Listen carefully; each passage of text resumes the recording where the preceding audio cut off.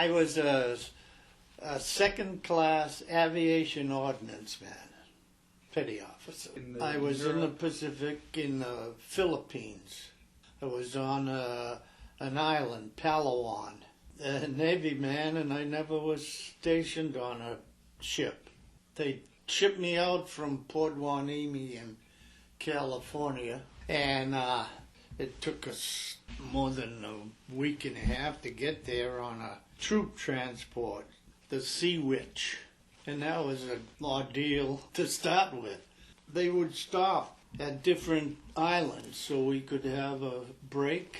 We stopped at Pearl Harbor, Eniwetok, Ulithi, Leyte, and then hit Palawan. You know, and when we were on the shore, they'd have a recreation with beer and that. Because I was a little young. They'd let you have it, though. And it's funny, you wouldn't know what you were drinking because the cans were khaki color. We were glad to have it. On the ship, you're in bunks 6 layers, 6 high, and the facilities were terrible. You'd have all those guys, you know, you'd got a little rough. They'd tell you to go take a shower, and you had to take it in salt water. And if you ever had to do that, you can't make the soap suds. They had a special soap, sea water soap, but it wasn't like at home, I'll tell you. It was an Acon outfit, they call, and we supported the planes on the island. There was an airstrip. An ordnance man, he does all the ammunition, bombs, bomb rack, loading guns and loading ammunition, 50 calibers. You'd do other things too. We'd have like what they call nuisance raids. A guy'd come over with some little plane of Japanese, and he'd get us all up, you know, in the middle of the night. We'd have to have alarms and get in the foxholes. And he'd drop 2 or 3 bombs and take off. He didn't do any damage or anything, but it was a nice, you know, tropical island. They called it the island of 10,000 palms. There were so many palm trees, the beautiful beach, but that was the good parts, you know. When we got on, it was nothing. They had to build us concert huts to live in. You get by, though, when you're young like that, and you meet so many good guys. Everybody's in the same boat. I would meet families. One family, the wife used to make us donuts. We loved that. You won't get any donuts in the Navy. But they were good people, you know, because they had been under the Japanese, who were terrible. And Palawan was the island that the Japanese were taking prisoners of war, you know, in. They put a bunch of guys in a tunnel and then threw gasoline on them. And, of course, anytime the Marines and that would have a chance, they'd give it back to them because to do that to their buddies, you know, terrible. And towards the end of 1945 of that, Franklin Delano Roosevelt died, and we were all shook up. They seemed to be gearing up with the equipment and everything because Palawan is not too far from Japan. And I think they were planning on invading. Then they dropped the bombs, and boy, we were happy that we weren't going to have to, well, look how many people they saved by not invading them. But you miss home, boy. You're so happy to get back. It was 1945, and we stayed a year and a half, and then the war was over. They shipped us back. You know, you miss so much of the good food and family and girls. And when we come back, boy, we didn't go to work for a year. My mother used to be on me all the time, when are you going to get a job? All we'd do is play golf and keep the girls out at night, and they had to go to work the next day. We just had a great time. And we used to get $20 a month from the government. And, you know, they were trying to get you back into the civilian. And $20 would go quite a ways in those days, but we always were ready for the payoff. I married a girl from Westford Academy. In those days, they said you were a sissy if you danced. Then I never learned how to dance the rest of my life. And we only had basketball and baseball teams, because it was small and there were only, I think it was 17 in my class.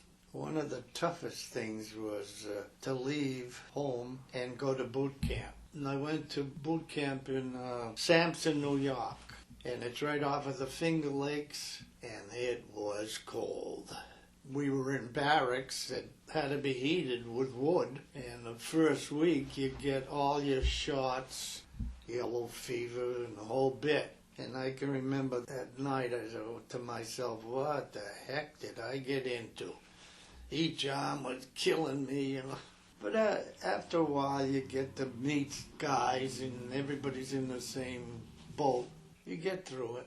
In fact, one guy, shipmate, we exchanged Christmas card every year. He'd do it one year and I would do it the next. Until we got older, 60s and that, we decided we better let it go because one of us are going to tell the other we've died, so we dropped it. But you meet lifelong friends. And I was glad I went in the Navy, too. I wasn't looking for combat, but did what they told me. And one job we had, the whole crew, was at Fort Devens. They were making a college of it. With the GI Bill, you could go to college and they would pay. They were making the barracks and everything into dormitories for the college team. They were starting a hockey team. We happened to have one in the town. So every one of us that got interviewed, do you know anything about hockey? Could you build a hockey rink? We said, sure. We never built one in our lives, but that was not a bad job to start. Then when I got married, I got interested in the post office. And I worked in the post office for almost 40 years in Westford. I can remember us getting about 34 cents an hour to start.